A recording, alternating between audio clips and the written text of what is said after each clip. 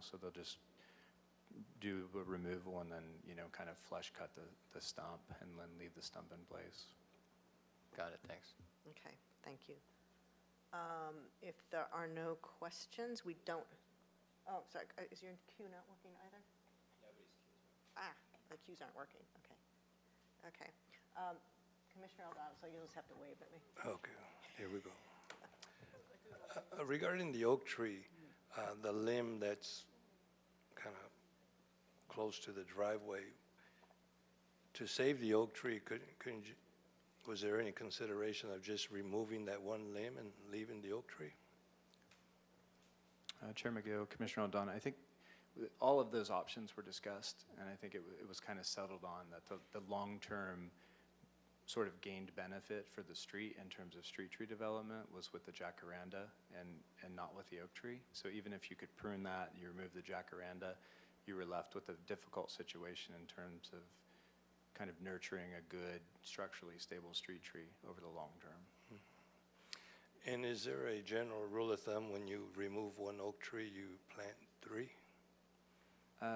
Chair McGill, Commissioner O'Donnell, not so much in the street tree world. I think if you look at private development, that's often conditioned.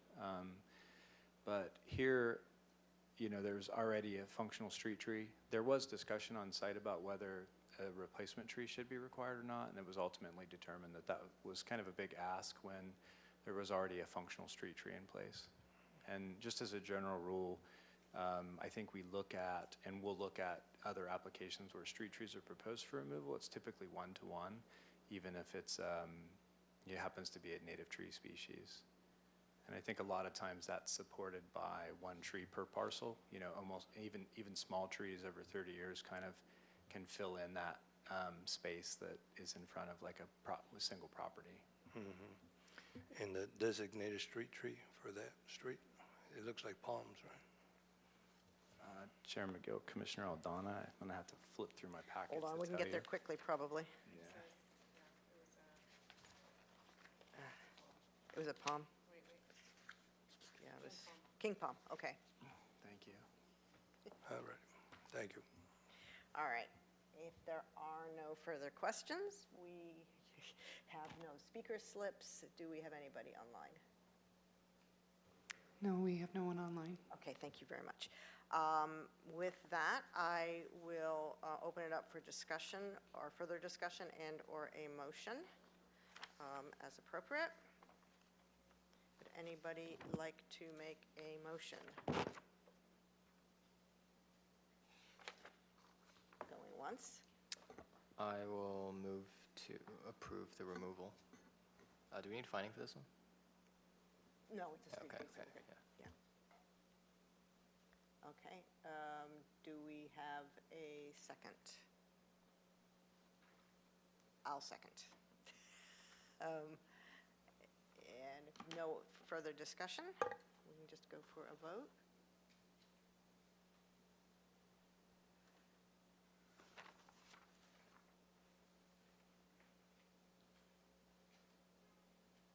Okay. Thank you. All right, Grand Avenue. And Chair McGill and Commissioners, the next item for review is the request to remove. These are 2 street trees. They're pepper trees located in the public right-of-way. This is actually along California Street. The applicant's requesting the street tree removals due to pretty comprehensive property improvements. They're proposing a pretty large development on the backside on a couple parcels that aren't visible from this photograph because we're focusing on the trees.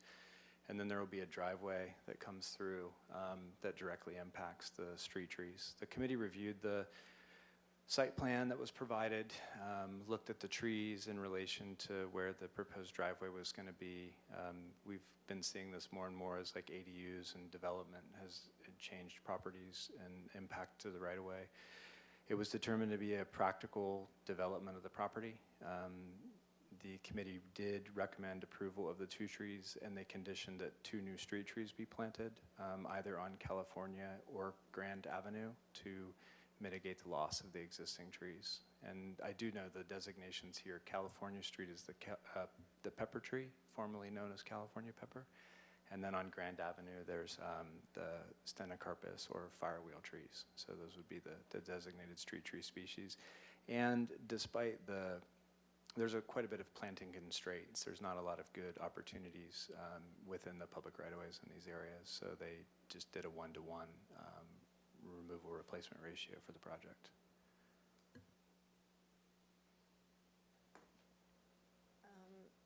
Any questions? I've got a couple, but any questions? Okay. I guess my questions, there's no specification of how big the tree can get. Is that because it's a street tree and it's really up to the city ends up determining the tree? Chair McGill and Commissioners, that's correct. Yeah, the street tree designation listing will determine the replacement tree species. Okay. And then it would be the city that determines whether it goes on Grand or California? Chair McGill and Commissioners, that's correct. And I think, just for sake of conversation, I believe when we were on site and kind of knowing the area pretty well, it would be one on California and one on Grand is where it makes the most practical sense. Okay, but it's up to the applicant to then pay for the planting and maintenance of the trees for period. Chair McGill and Commissioners, when we see larger scale developments, we've been requiring that irrigation's pushed from the property to the trees, so it ensures like long-term establishment. But yeah, they'd be responsible for not maintenance, but establishment in the form of watering. Yeah. Okay, thank you. Thank you. You're back working. Commissioner Aldana. With the same goal for this application, the trees don't get cut until they get approval of the permit. Chair McGill, Commissioner Aldana, I think that's always, when you look at big developments that can take a considerable amount of time to kind of mature and actually get to the process where they're willing to, or they're ready to do something, I think that that's always a pretty practical approach. Okay, thanks very much. If there are no further commissioner questions, we don't, we do not have a speaker slip for this one. Do we have anybody online? No, Chair McGill, we have no one online. Okay, great, thank you. In that case, I am prepared for further discussion or a motion. Commissioner Clark, Vice Chair Clark, sorry. And Mr. Clark, there's absolutely not room for, just considering the considerable loss of canopy and the delay until it's regained with new trees, there's not room for 3 trees instead of 2, just to offset the years that we're not going to have equal canopy. I'm just looking for a net benefit. Chair McGill, Commissioners, it's possible, but I do think it's rather limited. And I think if you look more from like a consistency perspective, it's typically a 1-to-1 when we do look at street tree removals. So I think that in this instance, it's a reasonable condition that the Street Tree Advisory Committee has recommended. Okay, thank you. All right. Can we get, I'm not seeing any further discussion. Is somebody prepared to make a motion? Sure, I'll move to approve the removal on the condition that the applicant plant 2 new street trees, either on Grand Avenue or California Street. Okay, thank you. Do we have a second? I'll second. Thank you, Commissioner Aldana. All right. No further discussion. We'll go ahead and vote.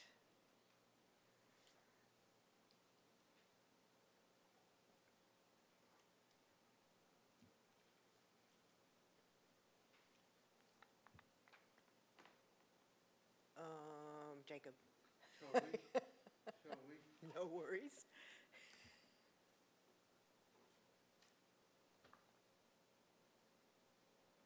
Great, thank you very much. All right, Chapala. Chair McGill, Commissioners, the next Street Tree Advisory Committee recommendation for review is a request to remove 2 Mexican fan palms. These are located within the front setback of the property at 1731 Chapala Street. The applicant's requesting removal for several different reasons. I think some of the listed reasons had to do with debris, maintenance, and also just from their perspective, they have a very small front yard, and there's just not a lot of like gained value in the form of just aesthetics and shade that's provided by the existing palms. The committee looked at the trees, noted that they were in, they're good health. They have been well maintained. I think that this is sort of a continuation of a conversation and applications that we've been seeing more frequently, that there is a pretty sound argument in most cases to support a shade tree in lieu of a palm tree. In this case, the committee did determine that it was supportable. The applicant happened to be on site, so there was some good conversation with the applicant as well as with the applicant and the committee too, and they were really willing to plant like a new smaller shade tree in that small front yard that would be of more benefit, I think, at the street level, and certainly in terms of like cooling benefit to the home. After review, the committee made a recommendation to approve the removal on the condition that the applicant plant a shade tree that can achieve 20 feet in height within the front setback. And then made a determination the committee could use that the character of the immediate neighborhood would not be materially affected by the removal of the existing palm trees. Okay, thanks very much. Any questions? I've got a couple. Vice Chair Clark, I'll get there. And then Commissioner Chang after that. I just need a quick memory refresh. I remember looking at the trees and talking with the committee, but was there, given the size of the front yard, there wasn't also space to plant a shade tree without removing those palms? Is that true or not? Chair McGill, Commissioners, I don't recall that being part of the conversation. I think it was kind of an either or. There was discussion, and we did look at street tree options, but the driveway apron, and then in the picture you can kind of see there's a fairly large camphor tree that's existing in the parkway that kind of obscures the ability to put a new street tree in its location. You could, I guess, in theory, plant a shade tree amongst the palm trees. It'd be pretty busy and kind of unorthodox, but doable, to answer your question. Commissioner Chang, you came and went. Do you still have a... Okay. Yeah, and I mean, one of my questions was pretty similar to that one. I mean, I guess I think Priority answered it. I was wondering, was there any conversation about removing one of the palms and not both of the palms? And then my other question is the why 20 feet, and the reason I'm asking it is that we have a very similar application coming next, that where the recommendation is 30 feet. So it's more like a consistency question on my part.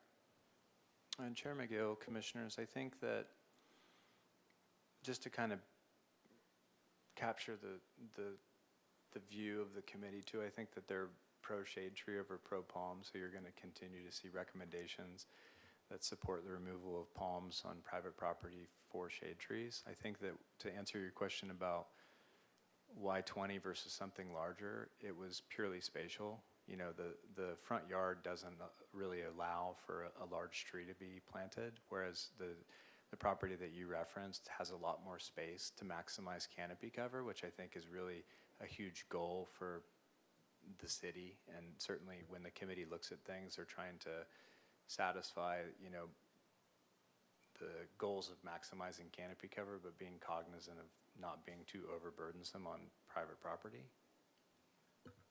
Okay, thank you.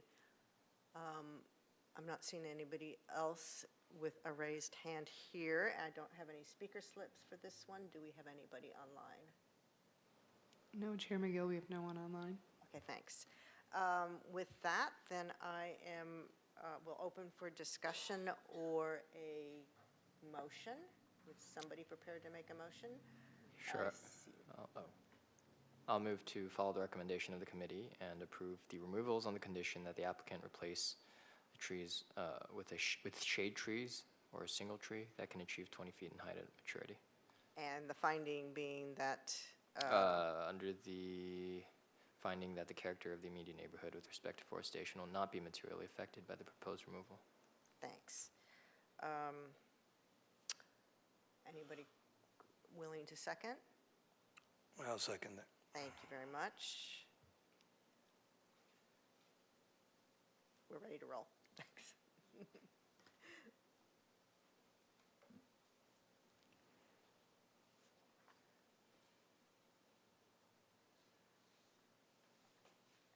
thank you. And your rationale is you thought the palms could stay, or at least one of them? I didn't think it was an either-or situation, and I didn't agree with the finding. Okay, If it had been a different finding, perhaps.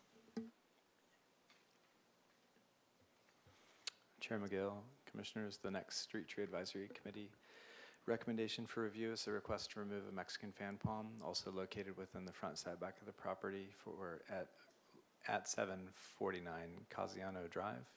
The applicant was requesting removal for very similar reasons, with falling palm fronds, lack of shade, sort of maintenance demands associated with like not a lot of net gained benefits associated with the palm.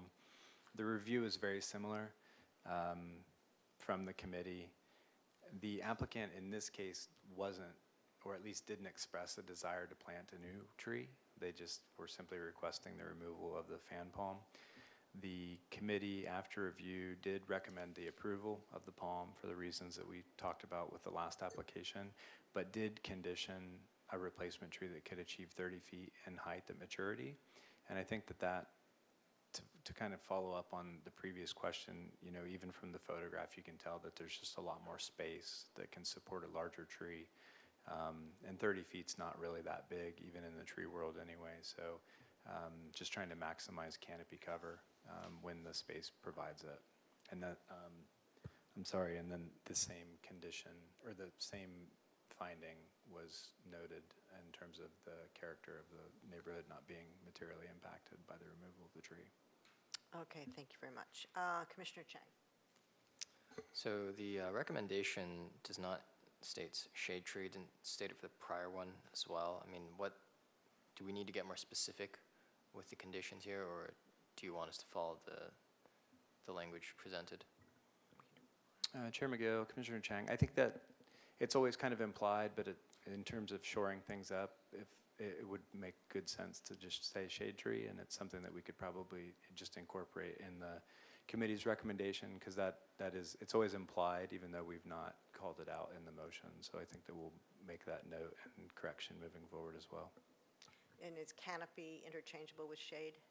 I believe so, Language? yeah. Yeah. Or broadleaf tree, you know, those all words are synonymous with like what we would expect to be a shade or a canopy tree. Thank you. Any further questions? Mine got answered last go round. All right, I do not have any speaker slips. Do we have anybody online?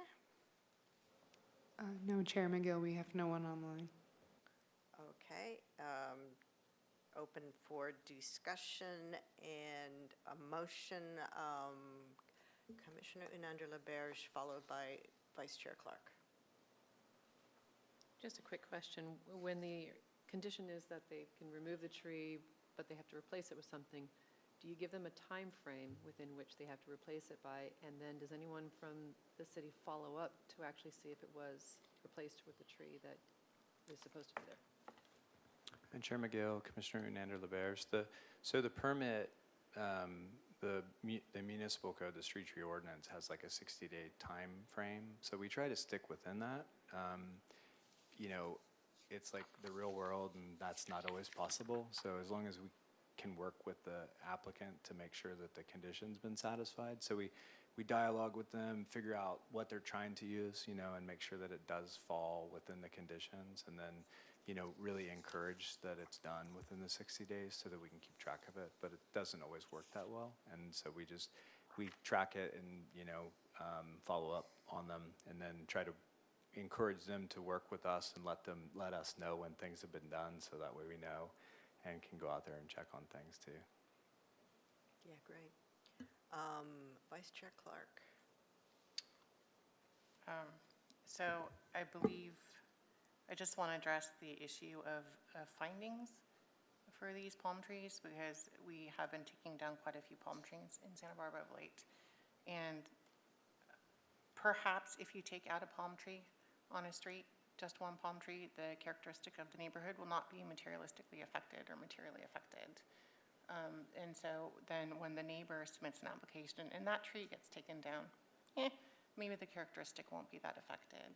But 4 years from now, when a street that had 10 palm trees on it has no palm trees, you bet that neighborhood will be different. So that's just something to keep in mind.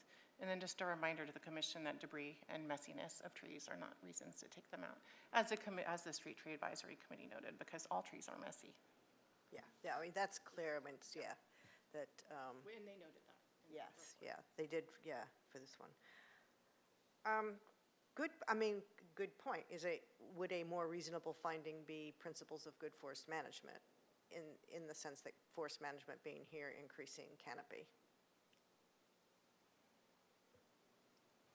Chair McGill, Commissioners, I think it's really kind of up to the commission to determine which finding that they think is the most suitable if removal is supported. I think you could probably make a good argument for both. I think from, just to kind of give a perspective on the Street Tree Advisory Committee, the neighborhood not being materially impacted, I think, gives a bit more latitude in decision-making to potentially support a tree removal where it might make practical sense in support of like a homeowner's goals, but I think to Commissioner Clark's point, it's true. I think, again, from the committee's perspective, if that we're still gaining net gains in overall tree canopy cover community-wide, and which is, I think, increasingly more of a valuable metric than like an aesthetic of a row of palms. And I think that that's a consistent opinion shared with the Street Tree Advisory Committee as well. In terms of valuable metric, referring to climate change and Chair McGill, Commissioner Clark, yeah, it's a continuation of the conversation that we've been having and some of the literature we've shared. There's these opportunities present to put in canopy trees that do deliver a lot more gained benefits than the palms. And I think the palms do have a place in the community, and you'll still see them, and you'll still see them used. Just in opportunities where you can plant a shade tree, it's seen as favorable, at least from the Street Tree Advisory Committee's perspective. Thank you. All right, I am not seeing any other commissioner hands raised. So, and I also do not have any speaker slips. Do we have anybody online? No, Chair McGill, there's no one online. All right. I am not seeing anybody. I'll go ahead and make a motion this time that we approve the removal of the Mexican fan palm at 749 Cassiano Drive on the condition that the applicant replace the tree with a new canopy tree that can achieve 30 feet in height at maturity.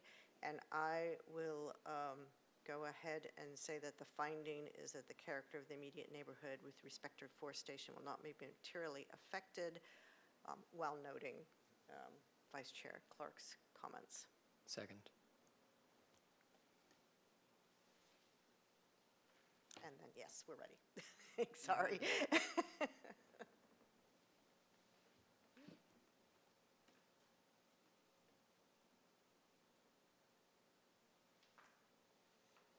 All right, thank you. And La Cumbra. Chair McGill and Commissioners, the next application for review is a request to remove a Lombardy poplar located within the front setback of the property at 375 North La Cumbra Road.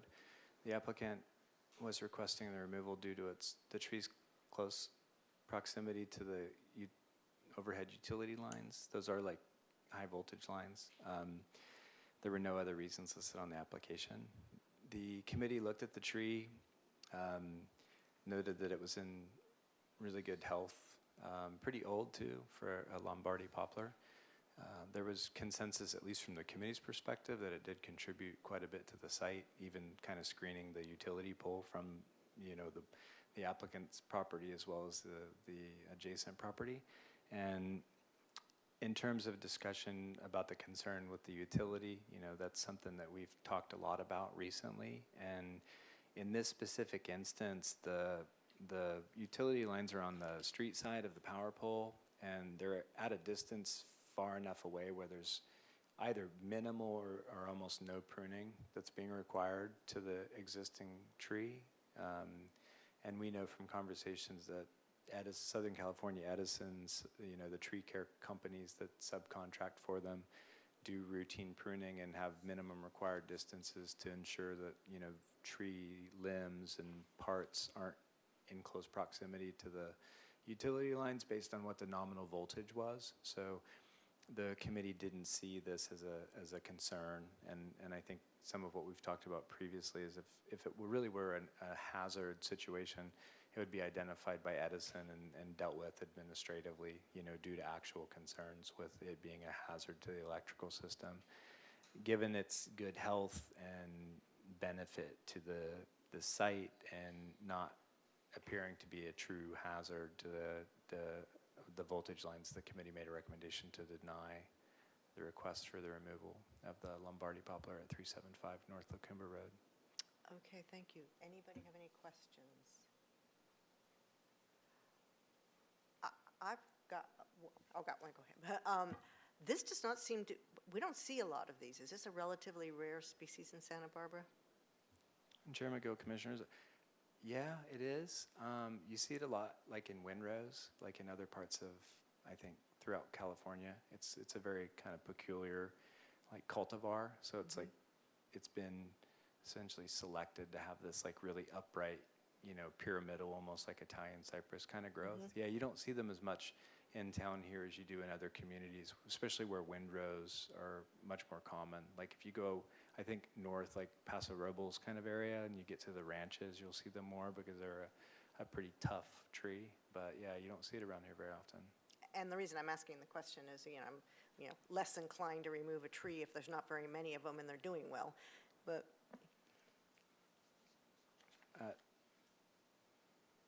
Chair McGill, Commissioners, I guess, yeah, it's rare, but it's Yeah. not really like, It's not like wouldn't rare. call it like an exquisite, valuable specimen. right, it's just something Yeah. we just don't happen to have very many of. Right, right, Okay. yeah.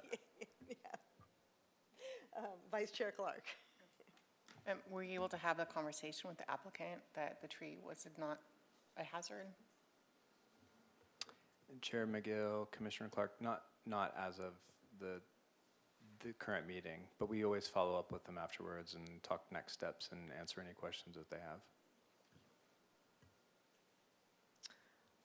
All right, any additional, Commissioner, yes, I see, Commissioner Aldana? As far as the height, the tree's sturdy and growing properly. It wouldn't need to be topped off, for lack of a better term, just for safety reasons. Chair McGill, Commissioner Aldana, yeah, typically since it has a very upright columnar growth habit, it's really not that problematic. Like height usually isn't too critical. A lot of it's when it starts sprawling outwards that it becomes problematic. It could benefit from maybe a little bit more routine maintenance. It's got, kind of two vertical stems, and you could manage those a little differently, but overall it's in pretty good shape. Okay, thank you. Yeah, don't see anybody else. We have no speaker slips. Do we have anyone online? No, Chair McGill, we have no one online. All righty, thank you. With that, I'll open it up for discussion or a motion as appropriate. I'll move to follow the recommendation of the committee and deny the removal. Do we have a second? Vice Chair Clark? A second. All right, we have a motion and a second. We will go ahead and go to a vote.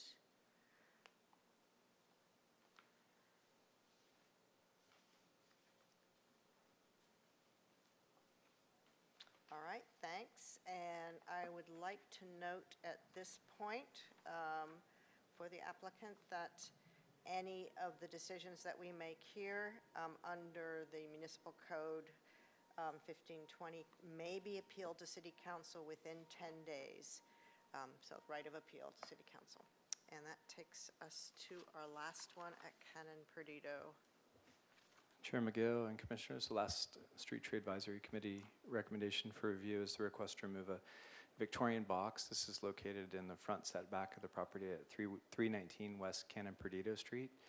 The applicant is requesting removal of the tree primarily due to damage and continued, or concerns with continued damage to the sewer lift system that's in front of the apartment complex. So it's a little different than like a traditional, like just sewer lateral. You know, it's like a more complicated system dealing with multiple units and lifting the, you know, wastewater to a certain point to get it to the city main line, I guess, for very basic, poor illustration of how that works. The committee looked at the tree, noted that it was in pretty good health.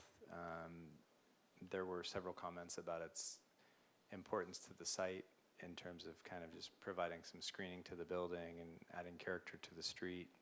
The applicant wasn't able to be present on site, but with correspondence that we had, they did indicate that they did have, you know, pretty significant damage to this lift system, but that it had been since repaired.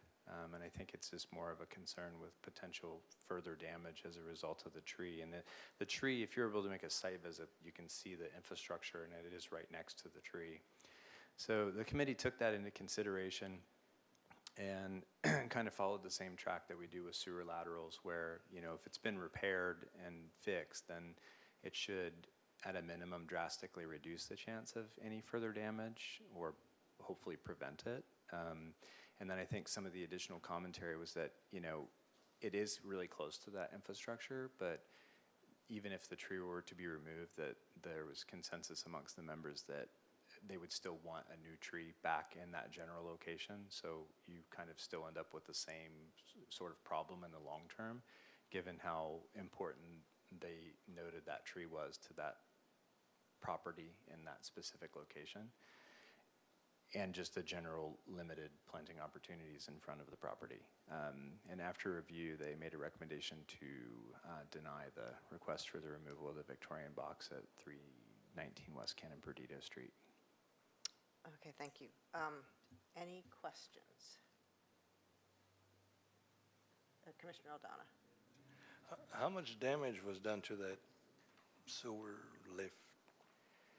Chair McGill, Commissioner Aldana, I happen to know that we're very fortunate to have the plumber here to speak to that. So I can't really speak in great detail to that, but I know we have a public speaker slip.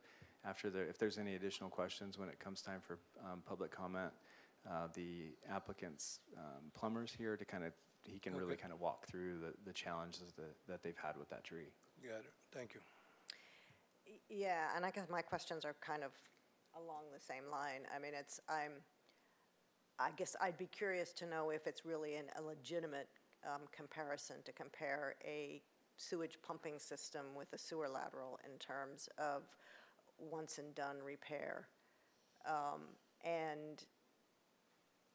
And then what, you know, in terms of replanting, what options could there be that would not, even if it's not a canopy tree, that would not cause further damage, if indeed that's not a direct comparison between a sewage lifting system and a sewer lateral? Yeah, Chair McGill, Commissioners, I would definitely defer like sort of the technical nature of that question to the public speaker. I think a lot of it depends on the extent of the repairs, and you know, really I think that they should be able to provide a pretty objective analysis of whether there's going to be any real continued issues depending upon the extent of the repairs that were made, which that's true of all sewer lateral, like sewer related issues in general, is like how much of that system was replaced. You know, is it all now sealed solid pipes, or did you just fix 3 feet of it, or did you fix 2 feet of it? But certainly to your point, I think the lift system is something unique, something we don't see as often, and I think a little bit more critical in terms of its function than a sewer lateral from a single property. Yeah, we're talking about more than gravity here. Yes. Yes. Yeah. Does anybody have any additional questions? All right, I think what we would like to do is, I assume this is you, Chris Rindle. If you will come forward, and you are probably new to this process. So here, the way this works is that, brace yourself, you will have 2 minutes. No problem. And there's going to be a big clock there, and from beyond that, it's self-explanatory. On this property, what there is there was damage done. There was an old lift pump there that had pumps that we had to replace. And when we got into dealing with those pumps, we found large roots, 4 to 6 to 8 inch roots, had cut right through the pipes. And we got them just, those were replaced, but only replaced as needed. So it's replaced to the sidewalk, replaced through the sewer lift pump section, and to the building. So there's still sections from under the sidewalk and going with the lateral that is being impacted by the roots as it sits now. And we did have to cut 3 of the roots, all being larger than my arm, to do the repairs. So that's going to impact the tree and it's down the road. But they're willing to put another tree in its place, smaller off to the side. It's just really, right now, it's a very large tree close to where there's the old sewer lift pump is a boxed-in cinder block built, and they planted the tree here, and it's building into that, and the new system is inside of that box. So it's basically kind of protected, but the laterals and stuff are not. Okay, so it really is a like-for-like comparison, lateral to lateral at this point. Yeah.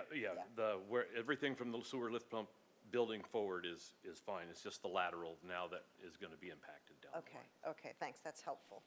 Okay. So you're not concerned about the lift system itself, but the laterals coming off of it? The lift system has been replaced. And it's in that cinder block, so And it's... it's in that cinder block. We got the roots around it. There are still roots there. However, the ones that were impacting it are gone because they had to be removed to do the repairs. Thank you. Okay. Thanks very much. Thank you very much.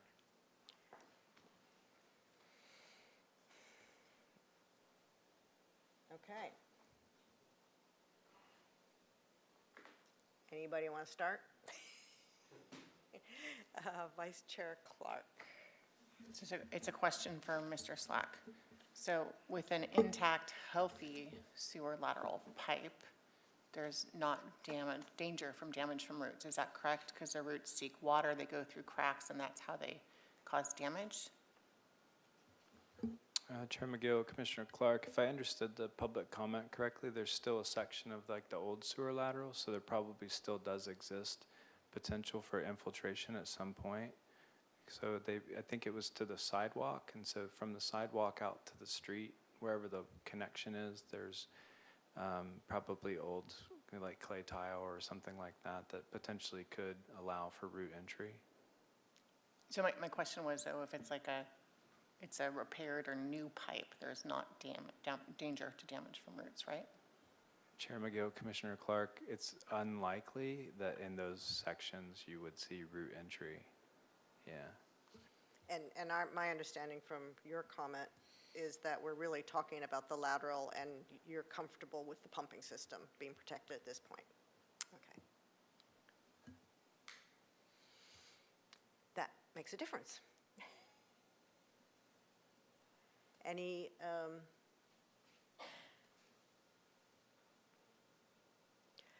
Commissioner Ananda-Laberge. Just a quick question. He had mentioned that there were some roots, size of his arm, that were cut away to be able to make the repair, and that it might compromise the health of the tree down the road. Do you have an opinion on that? Would it be better to start off with another? Commissioner Ananda-Laberge, as we've discussed a lot, like root injury is never a great thing. So it's kind of like a wait and see. He did show me some of the photographs before the meeting started. They were pretty large diameter roots, so certainly stressful. Whether it like compromised stability, I can't say because it wasn't there. But the roots, like I think his description of the size of the roots based on the photo he showed me were pretty big, and that's never good if you can avoid that.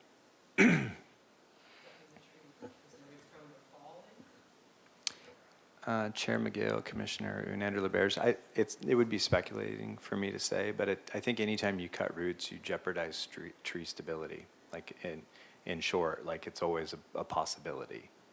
I think here, I don't have enough information to say whether it really would compromise the stability of this tree or not, but root pruning's never a great thing to do to a tree if you can avoid it.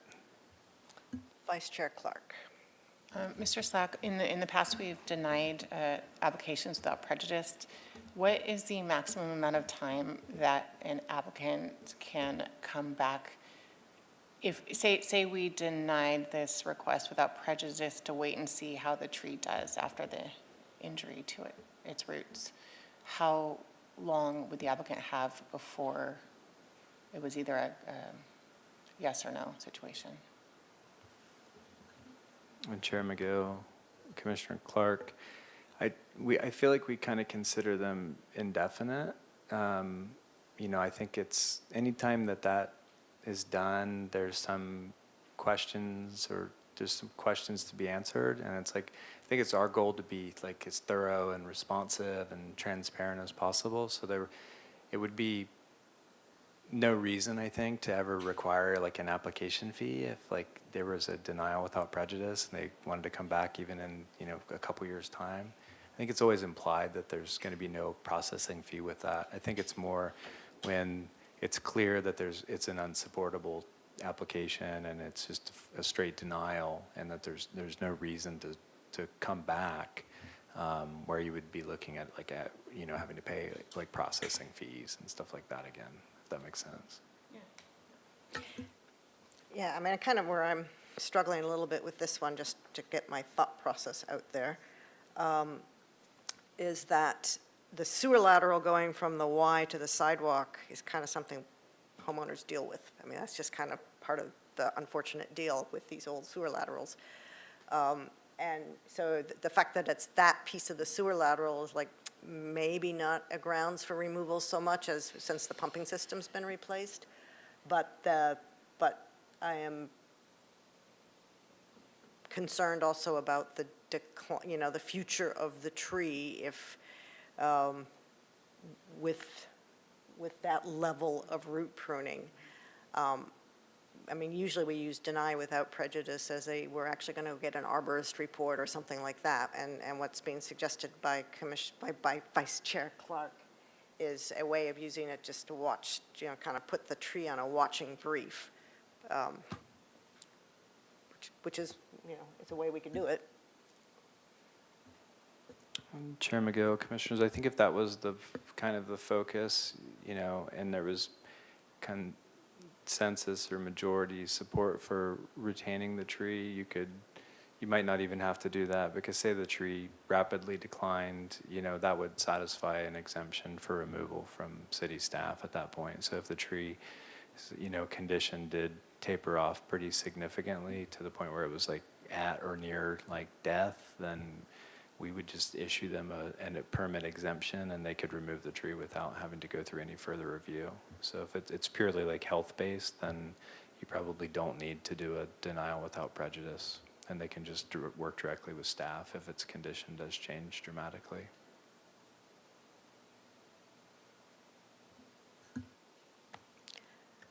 Would anybody care to make a motion? Sure, I'll move that we follow the recommendation and deny the removal of the tree.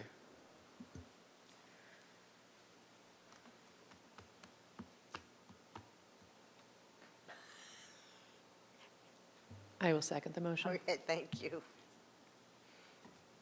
Yeah, and I just, if we vote to approve that, I really would like to note that the tree stays on a watching brief, and that there would be a good faith conversation if the tree starts to fail about removal.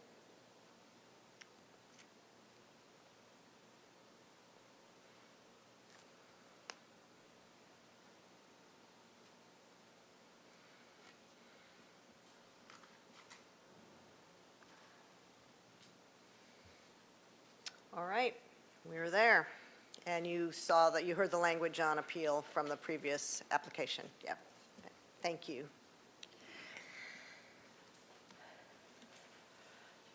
Thank you, Mr. Slack.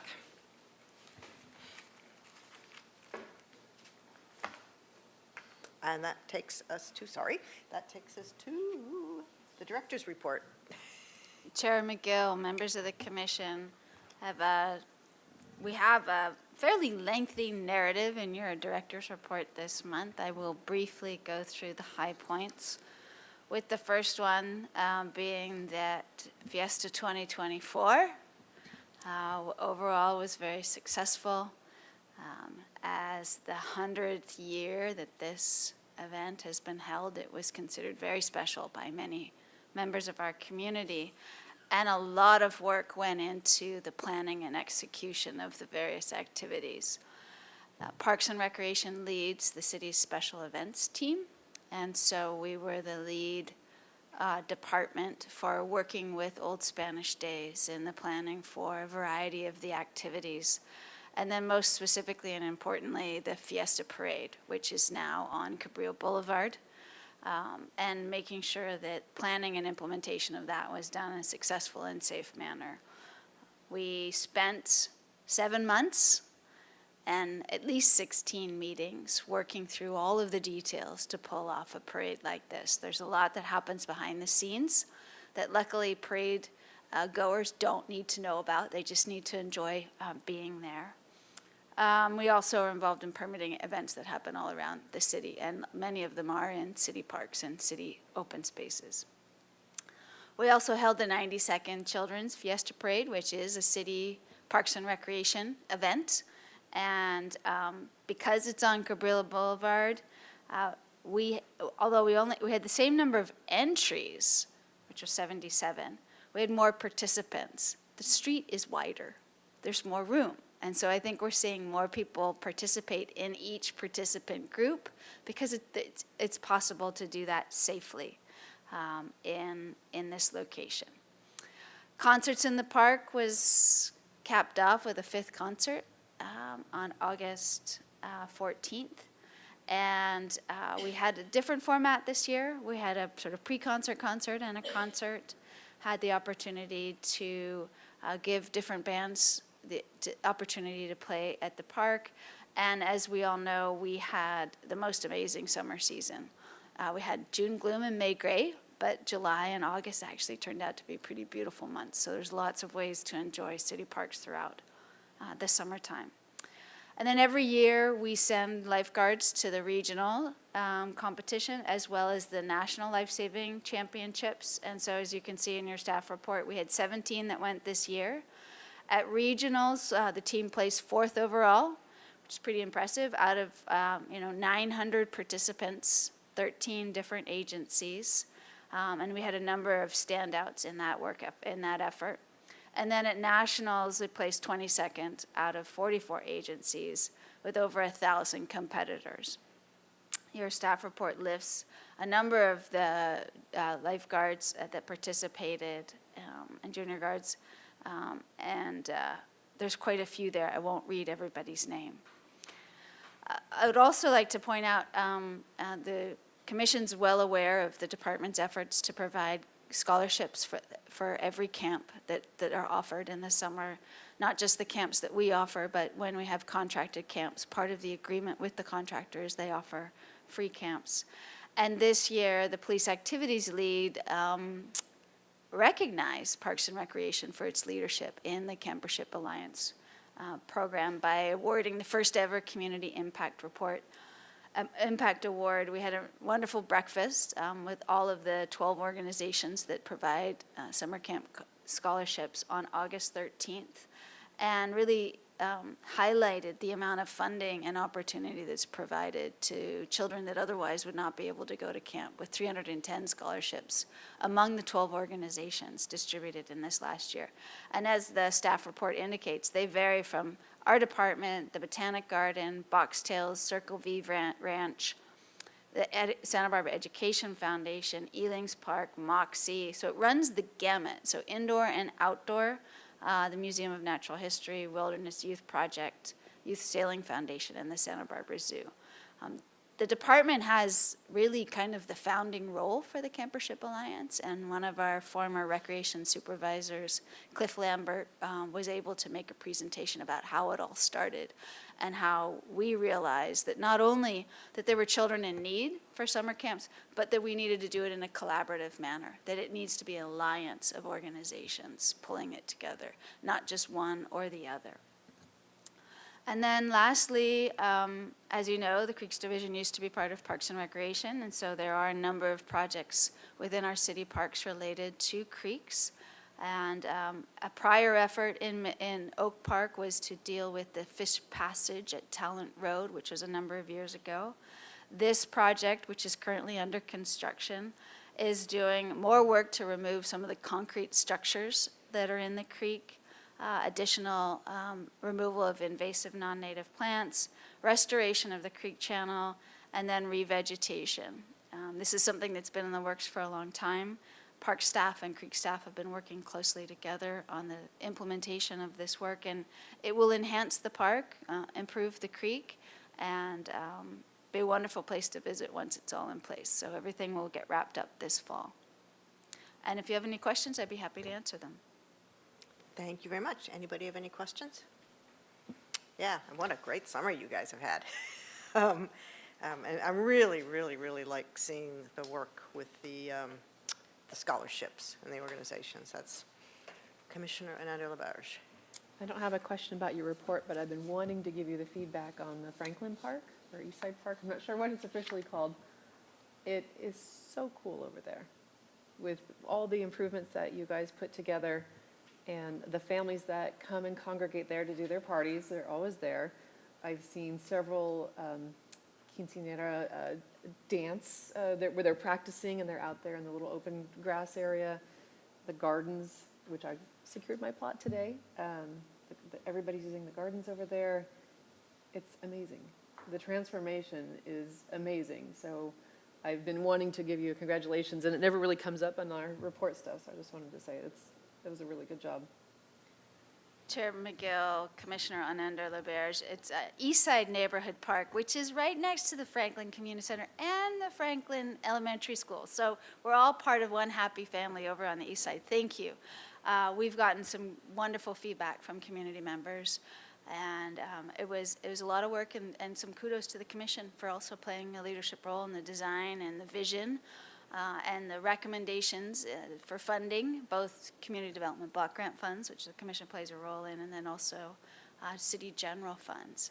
We're very pleased with how that park is providing much better service to the community than it once was. So thank you. All right. Thank you very much. I think that takes us, we have no old business. Well, we have one piece of old business, and that is we're saying goodbye to Commissioner Chang after tonight. But unfortunately, we'll sorry to see you go. Hopefully, we'll see you again sometime. Absolutely. Thank you. Thank you for your thoughtful service. Yeah. You've made a good contribution, so best of luck. Glad to to you. hear it. And that takes us to Franceschi Park. God, Chair McGill, Commissioner Sean Stewart is project planner, who also happens to be the project manager for this project, will be doing the presentation. It's been a few years since the commission saw this project. We were recently before the Historic Landmarks Commission and have done an extensive amount of community outreach and engagement. So he will walk you through where we are and what our next steps are. I looked at the old minutes and realized that that 2018 meeting was my very, very, very first meeting on the Parks and Recreation Commission. It was quite a way to get started. All right, over to you.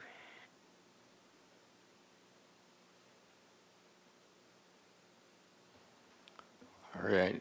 Good evening, Chair McGill and Commissioners. My name is Sean Stewart. I'm the project planner for the city's Parks and Recreation Department, and I'm here to provide an informational briefing on the Reimagining Franceschi House project.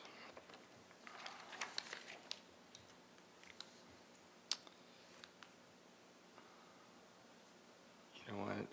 Excuse me. Sorry. Courtney, we're in the PowerPoint. Is the PDF loaded as well? Okay. Okay. All right, back to it. So the purpose of this project is to restore public access that is ADA compliant to the portion of the park that contains the Franceschi House and surrounding area in a way that is safe, sustainable, increases the resiliency of the park, and honors the history of the site by providing an interpretive experience for park users. This project has a lot of history, so to help orient the commission, I'll be covering a brief history of the house and park, past restoration and fundraising efforts, city council's as well as your commission's recommendation to pursue this project, the project's conceptual design, and next steps in the process. So I'd also like to point out that it's still early in the preliminary design phase of the project, but we've been making steady progress and have hit a couple of key milestones. So we're here today to keep you informed about the project and its process. So for a little bit of background, Dr. Francesco Franceschi immigrated from Italy and is an important historical figure given his pioneering work as a horticulturalist that introduced hundreds of plants to Santa Barbara in the early 20th century. He purchased 40 acres on the Riviera in 1903 after previously operating a nursery in the downtown area. And in 1905, he constructed a two-story craftsman home on the Riviera and continued to develop the surrounding area as a plant nursery and garden.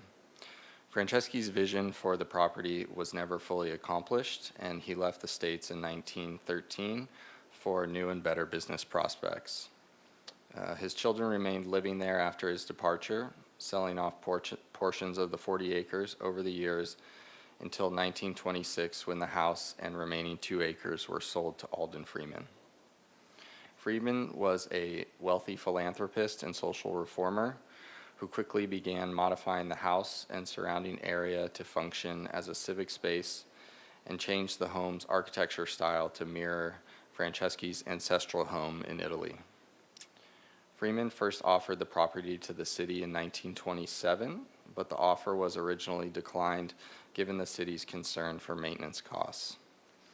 The city ultimately accepted the property in 1931 after lobbying by the Mission Ridge Association, who pledged 2 years of maintenance funds.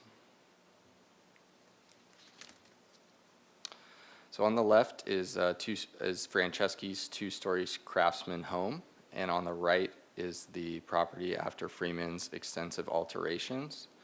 So note, from a historical perspective, the period of significance is actually tied to Freeman's period of the home because of the extensive changes that he made to it.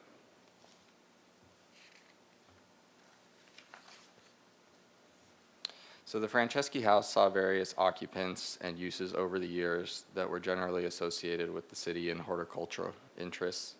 Over this time, its condition steadily declined due to a lack of maintenance. The structure was first condemned by the building department in 1963, and its demolition was approved thereafter with the creation of the park's first master plan, approved by City Council in 1971. Note the raising of the house caught the attention of Pearl Chase, who opposed such an action and formed the Franceschi Mansion Restoration Committee, which led to its structure of merit designation in 1981. In 1982, the Horticultural Society entered into a 25-year lease on the property with the city, and together there was a plan to restore the house.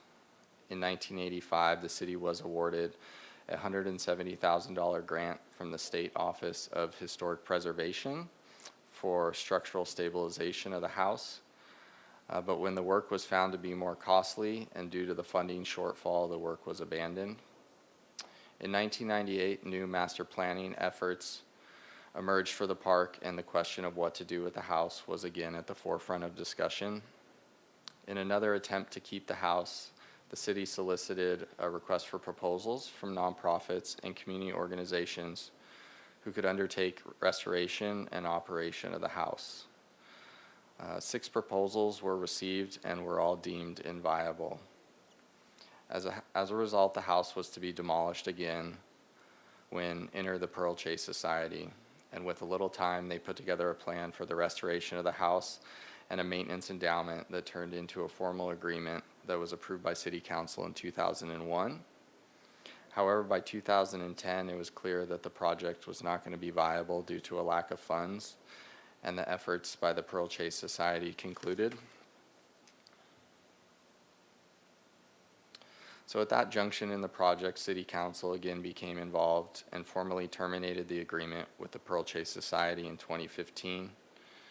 At the same time, Council also requested additional information before directing the Parks and Recreation Department to pursue demolition and replacement of the house with an interpretive project.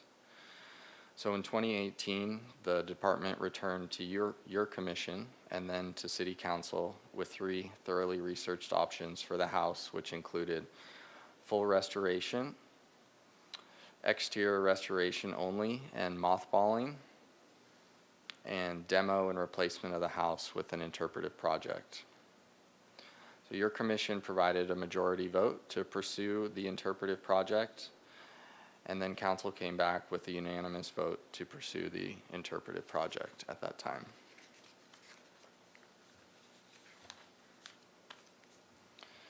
So following this direction from council and after a pause due to the pandemic, the department began efforts on this project late last year. And in February and May of this year, we held 2 community outreach meetings and online surveys to generate a project that reflects the wants and needs of the community. The meetings were well attended, and we had almost 1,300 responses to the 2 online surveys. So we took the feedback we received and put together 4 concept designs that were then ranked by the community to get the preferred concept.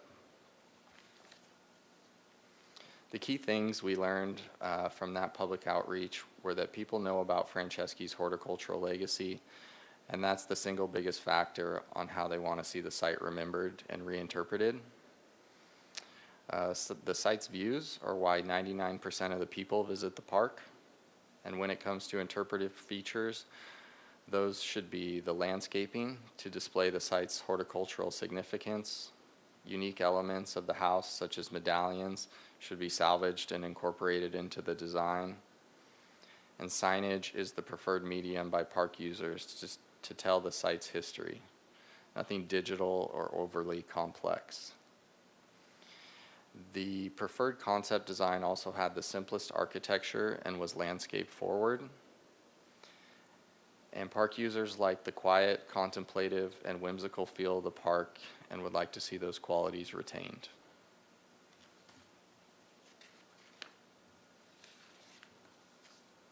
So here's an aerial view of the existing house and park to familiarize you with the area of work. Due to the hillside location, there's soil and erosion issues that have contributed to structural issues with the house and surrounding development. This is the aerial plan view of the park that's called out in green, and then the area of work, which is focused around the house, is shown in blue. The park is comprised of several parcels totaling 17 acres that spans both above and below Mission Ridge Road. The project is focused on resolving the issue of the dilapidated house and improving the immediate surrounding area. Improvements to other areas of the park, such as trail enhancement and open space management, are not included in this project to ensure the project scope remains feasible. We are aware of the other improvements that would benefit the park, and we'll be looking to complete those additional improvements through a phased approach over time. Here's a couple recent photos of the house. Overall, you can see the house is in poor condition, but there are salvageable elements, such as the medallions that you see plastered on its exterior. And here's the preliminary design of the interpretive garden terrace to replace the Franceschi house and its footprint. The terrace, as shown, takes a tiered approach to integrate more landscaping between the retaining walls and soften its integration into the hillside. There's a central hardscape area with a row of shade trees on either side that frame the view of Santa Barbara and beyond. There's an accessible path of travel leading from the 2 new ADA spaces up to the terrace, as well as traveling west out to the circular plaza. And the images on the right side of the screen are examples of interpretive concepts that could be incorporated into the project, which include biographical signage on both Franceschi and Freeman. And then below that, inscriptions in the terrace is flooring that could highlight Franceschi's horticultural contributions. And here's a collection of interpretive features that could be salvaged and incorporated into the project to honor the site's history. More potential medallions. We have the Fenzi and Ferenzi family crest plaques, and another plaque, as well as an existing sculpture in the circular plaza. Incorporating these features into the design will help mitigate the loss of the house and also inform park users about its history.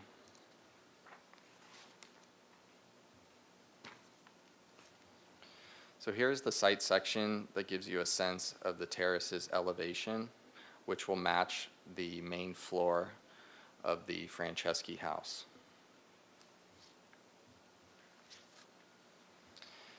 And here's some elevations that showcase the perspectives of the terrace as well as the retaining wall construction, which would be a mix of sandstone to match existing sandstone in the park, and then plaster as a way to potentially accommodate the inclusion of the medallions into the middle retaining wall.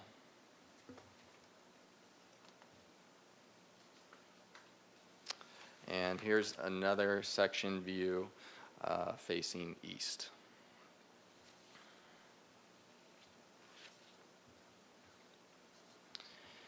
And shown here is the landscape plan, which also intuitively shows the boundaries of the project. You see the terrace location and new ADA parking area, as well as the pathways and the overall replaced hardscape, which spans from the parking area out to the view perch, what we're calling over here. So the proposed plantings would be a mix of Franceschi introduced plants as well as natives that are suitable for today's water conservation requirements, that are hardy to ensure their survival and also easily maintainable.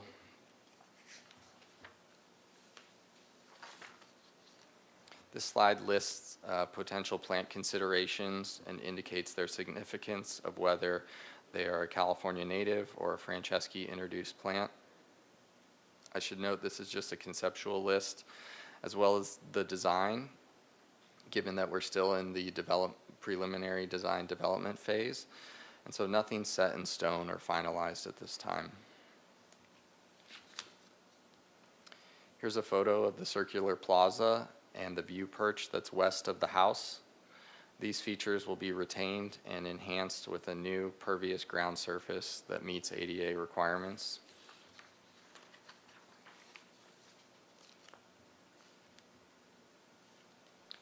And here's the plan view of these features. There will be new retaining walls built along the southern perimeter, offering options for seating and enjoying the view. And we're also proposing a compass rose in the center of the circular plaza, as well as the reuse of select concrete pieces from the existing plaza that are engraved to illustrate some of the site's history.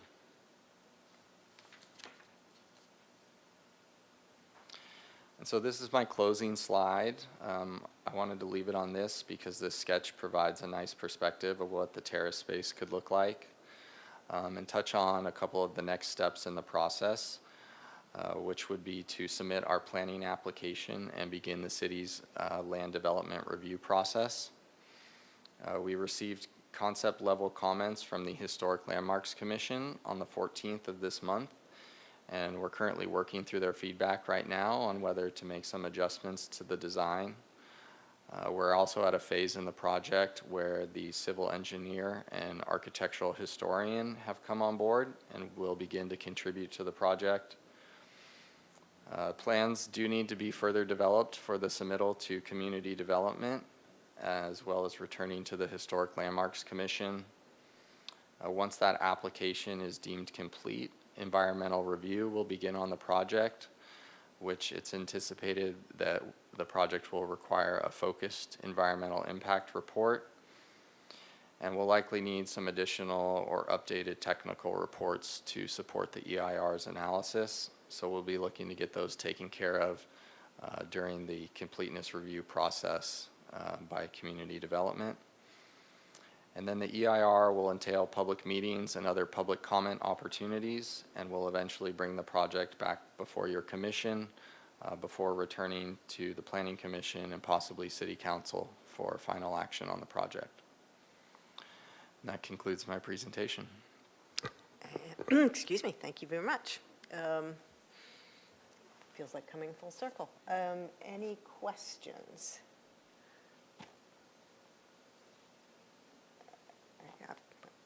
Go ahead. I'd be interested to hear some of HLC's comments about adjustments to the plans, if this is the time or place. I'm not sure it is. Yeah, Chair McGill and the commissioners, I'd be happy to summarize some of their comments.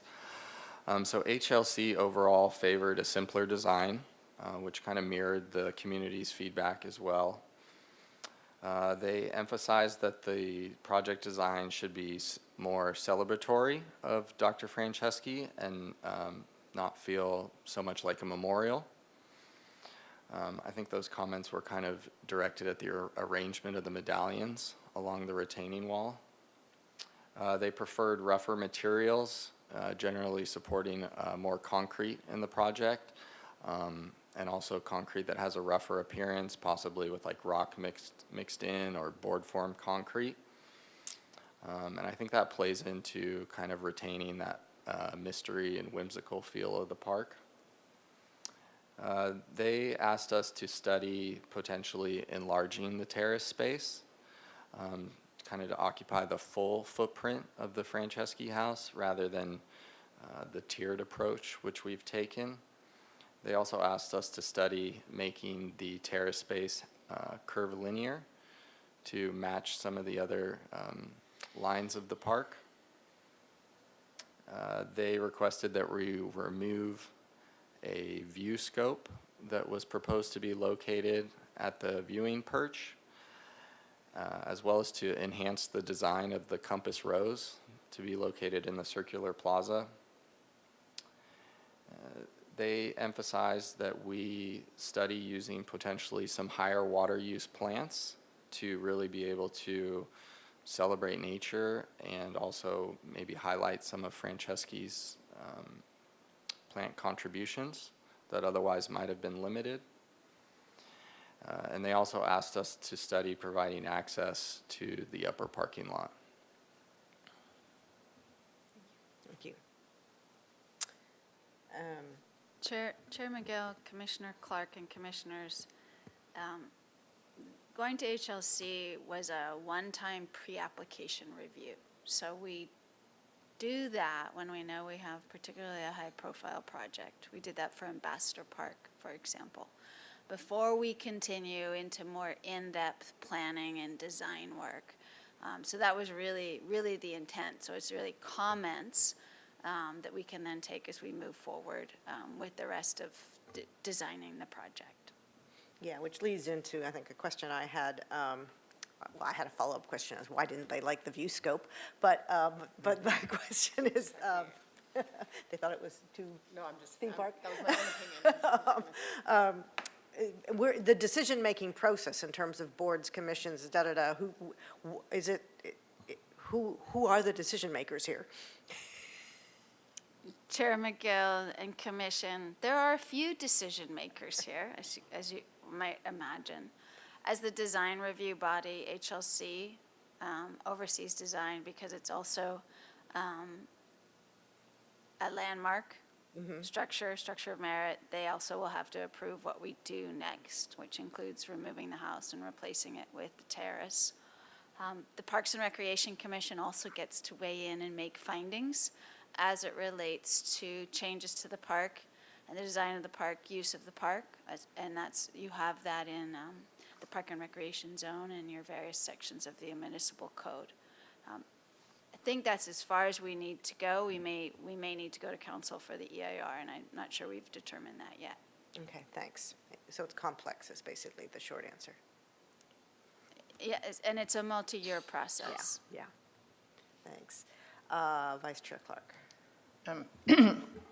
Is another question relating to decision makers. I noticed that you said in your Survey Monkey poll, question 17 gathered participant zip codes, but in our handout, we go up to 15, so we can't see the responses of those zip codes, and I'm just wondering where the majority of the survey responses came from, what part of town?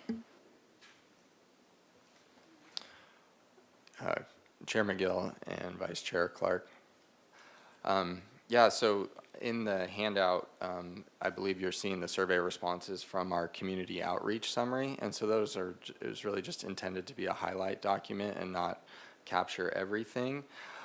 But from the zip code responses, my recollection is that there was actually a wide range of respondents. It really wasn't just focused on the neighborhood. We saw folks throughout the entire city, and I remember being impressed with that, actually.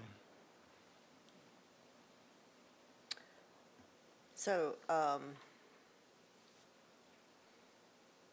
with, you know, in our perfect world, working through this whole process, when do you envision breaking ground? Chair McGill, members of the commission, we can't answer that question. I think I would say the city council has allocated enough funding, we believe, enough funding in our capital plan to take us through what we call entitlements and the environmental review process. And that is essentially how we start every major project in Parks and Recreation. And in fact, in many city projects. Until we actually have approval to move forward with the changes in a park or a facility, we often start with enough money to make sure we have something that the city plans to build or repair.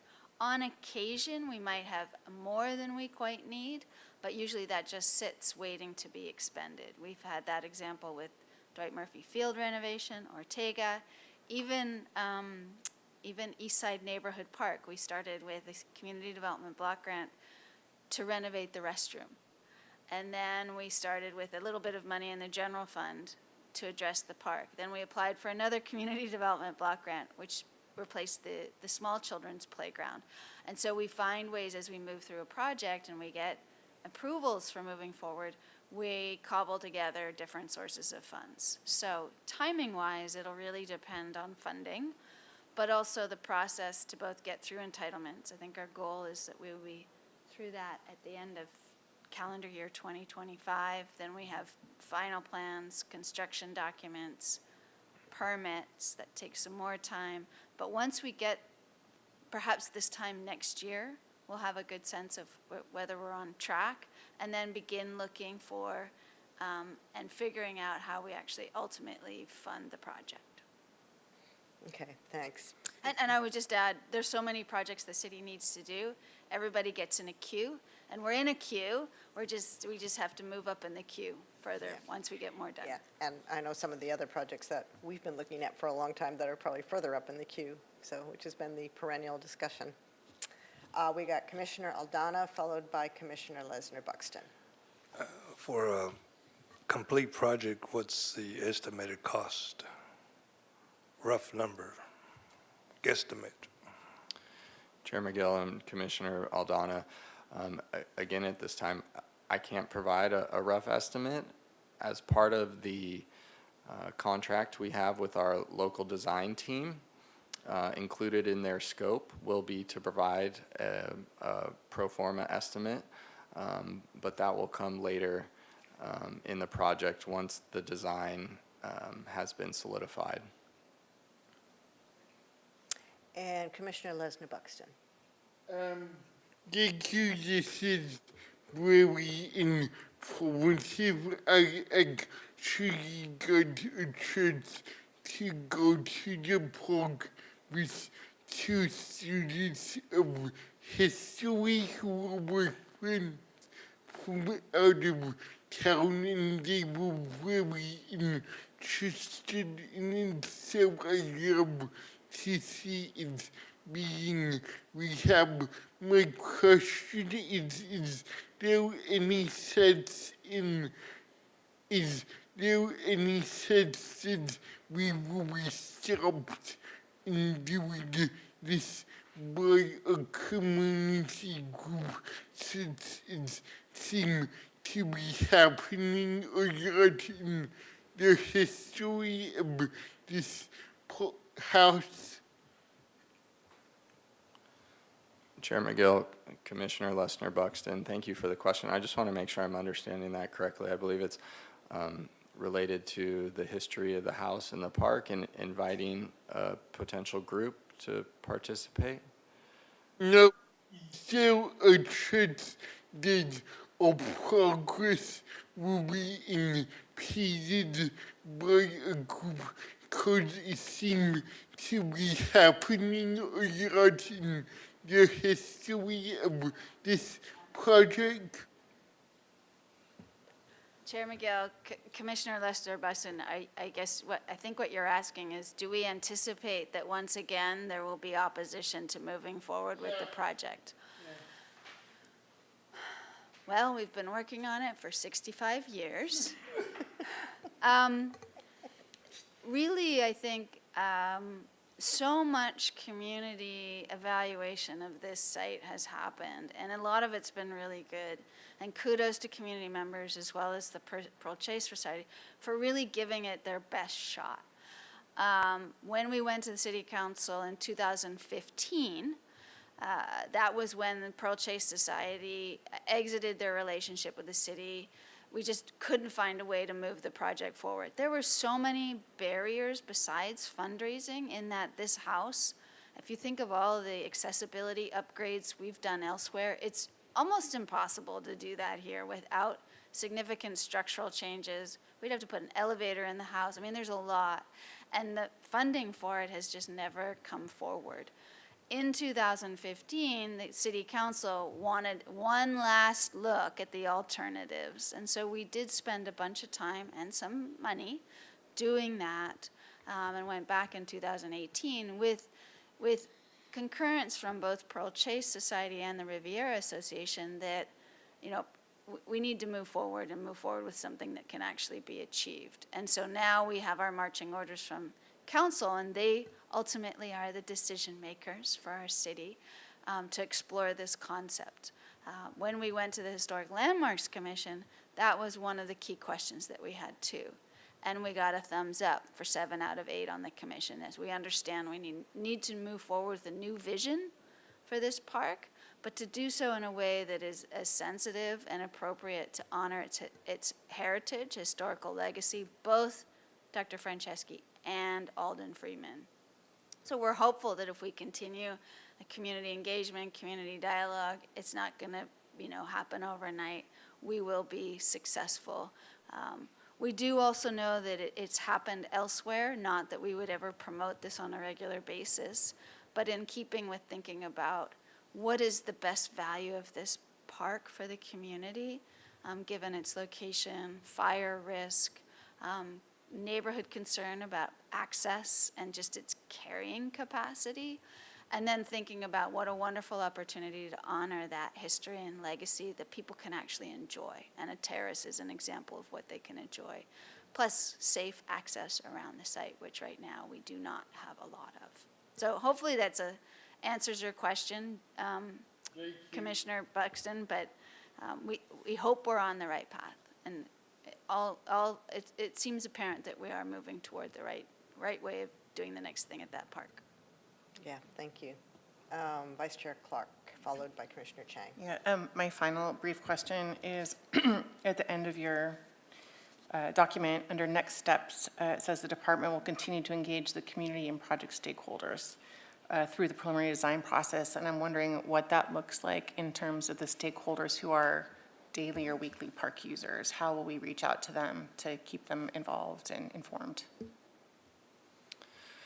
Chair McGill, Vice Chair Clark, as far as continuing community outreach, we don't have any events agendized currently, but some of the ideas that we have for engaging those daily park users would be holding a open house at the park, essentially, and making ourselves available on site there to engage with those folks who are using the park on a regular basis, as well as, you know, and outreach typically follows our usual channels of social media. We have our interested parties list through email, and we have our project webpage and stuff like that as well, where we can keep folks updated. So that's wonderful, and a suggestion for that is a lot of the people who do use that park don't get on our park's social media website, and they don't check their email, and they're not subscribed to city emails. They're just people who go there to relax and meditate and look at the view and hang out, and then the young people.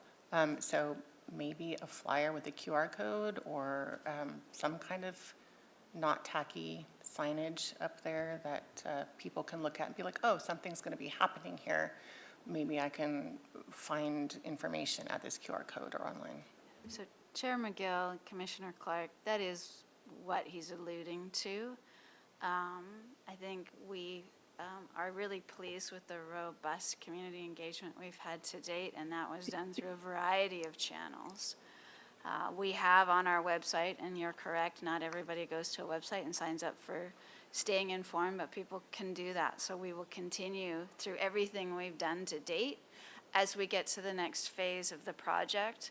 Although we haven't come up with what that date is and what it looks like, as with our other projects, when we go into, for example, the next concept hearing with HLC, or if we feel like we need to come back to the commission for some preliminary or interim guidance, we use that opportunity to share that. And although we haven't defined it, but there could very well be another time at which we gather community members together. We were very fortunate to have the generosity of the Riviera Ridge School, so we could have our meetings there. Franceschi Park's a little too small for a community meeting, and access is crazy. So that is something we're absolutely committed to. And as the project unrolls and goes and proceeds, we will be looking at those opportunities, because people are hungry for information. They do want to know what's going on. And you're right, having to seek it out oneself sometimes isn't someone's first priority, but if they face it, there's a sign in the park and they can look at it, then they'll get information that way. And just to add to that, I would also say that signage has been a key component of our outreach, and so we have had signage posted on site leading up to both of the outreach meetings.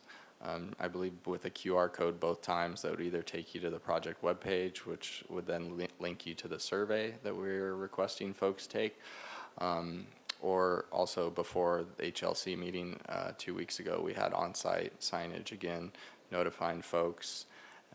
And then at the driveway entrance to the park right now, we do have the proposed development sign, the standard one from community development with the case number and some more contact details.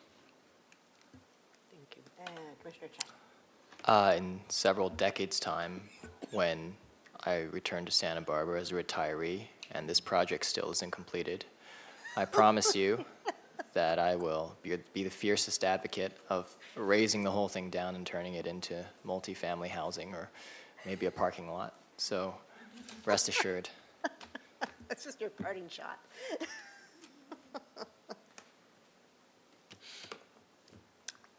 Okay. I guess, you know, I mean, it's the one thing that struck me, I've been a supporter of this approach since my very first commission meeting in January of 1918. It feels like it. Whenever it was. 2018, thank you.